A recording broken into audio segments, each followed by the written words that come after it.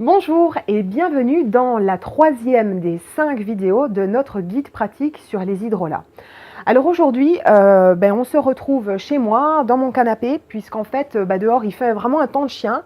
Il pleut, il fait froid, donc impossible de tourner en extérieur. C'est dommage, j'avais prévu de vous offrir une jolie vue. Ce sera pour une autre fois.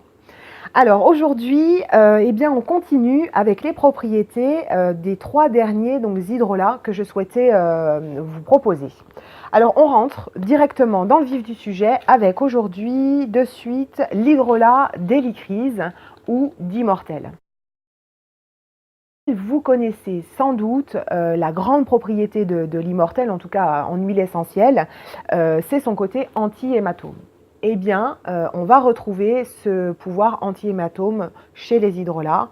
Alors en beaucoup moins puissant, vous vous en doutez, mais c'est justement ça qui nous intéresse. Parce qu'en fait, du coup, on va pouvoir l'utiliser sur les enfants, sur des personnes âgées, sur des personnes plus sensibles, sur lesquelles on ne pourrait pas en fait utiliser l'huile essentielle. L'hydrolat conviendra très bien.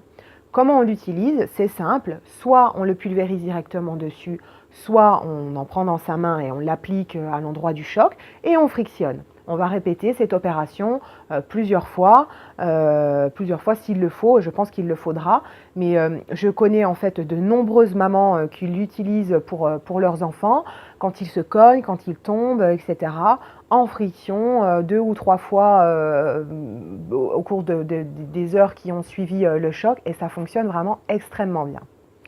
Ensuite, l'Immortel est un excellent activateur circulatoire. On va pouvoir l'utiliser dans le cas de troubles circulatoires ou de phlébite. Un petit bémol quand même, enfin bémol, ça n'en est pas un, mais en tout cas, il y a un hydrolat qu'on peut prendre aussi en cure, donc là par voie orale, qui convient très bien aussi pour gérer ce genre de troubles, c'est le pistachier lentisque. Donc effectivement, je ne connais pas de personnes autour de moi qui boivent de l'hydrolat d'Immortel, même si je pense qu'on pourrait du coup. Mais en tout cas, c'est vrai qu'on a l'habitude de conseiller souvent le pistachier lentisque. Néanmoins, on peut très bien, en cas de jambes lourdes, de douleurs comme ça liées en fait à un trouble circulatoire, à nouveau vaporiser ou appliquer donc de l'hydrolat sur les jambes. Ça fonctionne là aussi très bien. Enfin, psychologiquement, on a l'habitude de dire, d'ailleurs d'une façon très poétique, que l'Immortel apaise les bleus de l'âme. Et c'est vrai, elle est souvent utilisée en fait dans le cas d'accompagnement de gestion de dépression. Cette plante est vraiment apporte du réconfort et on dit qu'elle aide en fait à se sortir de situations difficiles et elle aide à passer à un cap. Donc là, encore une fois, on est vraiment sur le côté psychologique de la plante, je dois dire que l'Immortel est de plus en plus réputé en fait pour ce côté-là. Maintenant, les propriétés cosmétiques de cette plante. Alors les propriétés cosmétiques, je pense que vous les connaissez, mais quand même, on va les rappeler parce que vraiment elles sont super, y compris en hydrolat. Donc tout d'abord, pour la faire courte, on va dire que tous les types de peau vont pouvoir profiter en fait des propriétés de l'hydrolat, même si on profite de choses différentes. L'une des propriétés, c'est que l'Immortel en fait apaise les rougeurs, apaise elle diminue en fait la dilatation des vaisseaux, donc une peau couperosée pourra très bien utiliser en fait de l'hydrolat d'Immortel pour réactiver en fait donc la circulation. Pardon. Ensuite, elle améliore l'apparence des cicatrices. Donc une peau à tendance acnéique ou acnéique va pouvoir aussi utiliser l'eau d'Immortel pour justement diminuer donc ces petites cicatrices. Et puis on le sait aussi, l'Immortel en fait active la production de collagène. Donc là, toutes les peaux et en particulier les peaux matures pourront utiliser l'Immortel pour ses propriétés.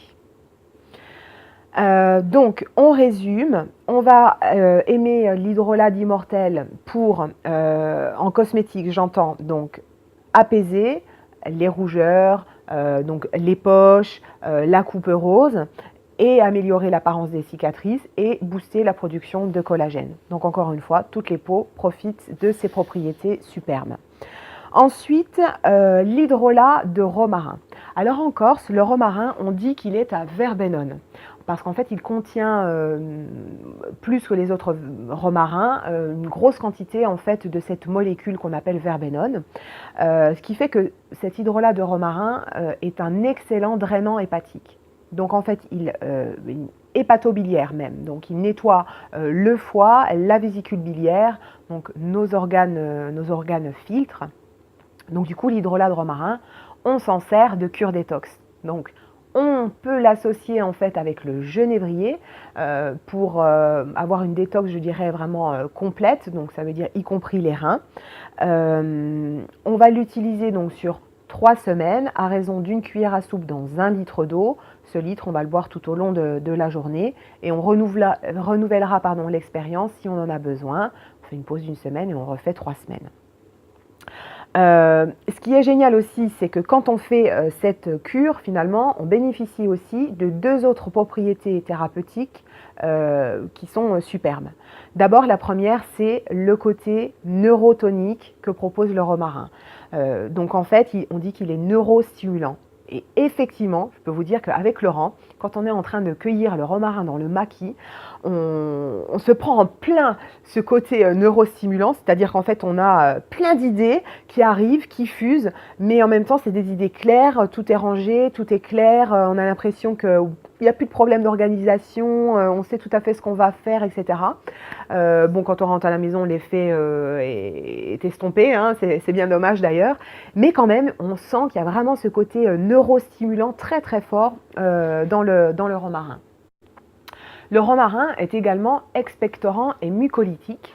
Donc du coup, quand on fait cette cure, on profite aussi de cet effet.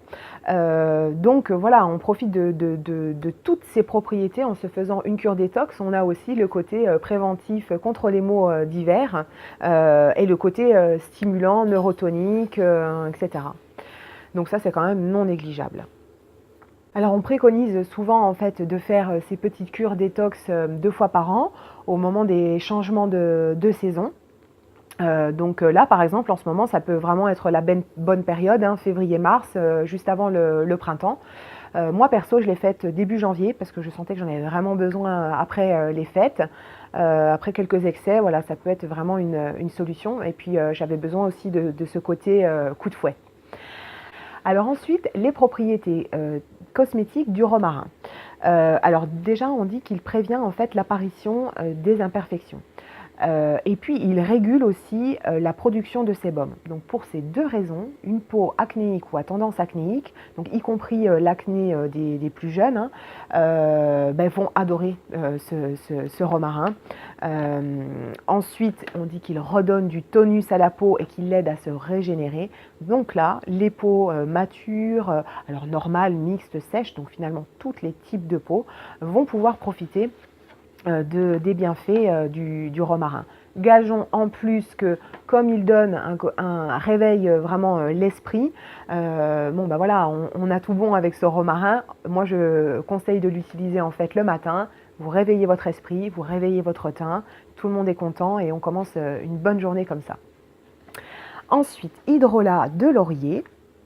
Alors le laurier, eh bien, on va retrouver son côté antibactérien, antiseptique dans l'hydrolat. Donc, on a ses propriétés en fait dans l'huile essentielle, hein, bien entendu. Du coup, on va pouvoir l'utiliser en bain de bouche pour combattre les aftes, les gingivites, la mauvaise haleine, les douleurs qu'on peut avoir aux dents. Ensuite, il lutte contre la chute des cheveux et leur casse. C'est vrai qu'en aromathérapie, en tout cas dans les plantes, on connaît beaucoup plus l'ylang-ylang pour donner de la force aux cheveux. Mais le laurier aussi est vraiment génial. Il donne force, brillance, vigueur aux cheveux. Ensuite, il est réputé pour être un excellent équilibrant mental et émotionnel. Donc à nouveau, on est sur son côté plutôt bien-être, mais effectivement, on dit en fait qu'il apporte du courage et qu'il permet d'exprimer clairement ses sentiments et ses émotions. Bah oui, hein, la couronne de laurier, en fait, hein, ça vient de là, tout simplement. Stimulant, le laurier aide à lutter contre la fatigue. Ben, effectivement, on retrouve l'une des grandes propriétés de son huile essentielle qui favorise en fait la production de défense immunitaire. Ben là, voilà, dans l'hydrolat, on retrouve aussi ce côté voilà, vraiment stimulant contre la fatigue. Ensuite, ses propriétés donc, cosmétiques, pardon. Alors, eh bien, il vient assainir les peaux mixtes et les peaux grasses. Donc là aussi, pour les peaux à imperfection, l'hydrolat de laurier conviendra très bien. Il aide à éliminer les impuretés de la peau. Il est tonique et astringent cutané. Donc comme je le disais tout à l'heure pour le myrte, c'est aussi vrai pour le laurier. Et enfin, moi, je le conseille beaucoup et j'ai un très bon retour là-dessus. Il est idéal en après-rasage pour les hommes. Bah oui, hein, c'est à nouveau son côté en fait antiseptique qui à nouveau fait des miracles. Voilà, vous savez tout sur les hydrolats d'immortel, de laurier et de romarin. Demain, au programme, des astuces beauté. Comment rendre vos cheveux forts et brillants? Comment fabriquer votre masque beauté sur mesure? Comment choisir l'hydrolat en fonction des problèmes de votre peau grâce à un tableau pratique. Vous allez pouvoir découvrir ces astuces beauté et bien d'autres encore dans votre vidéo de demain. Ciao!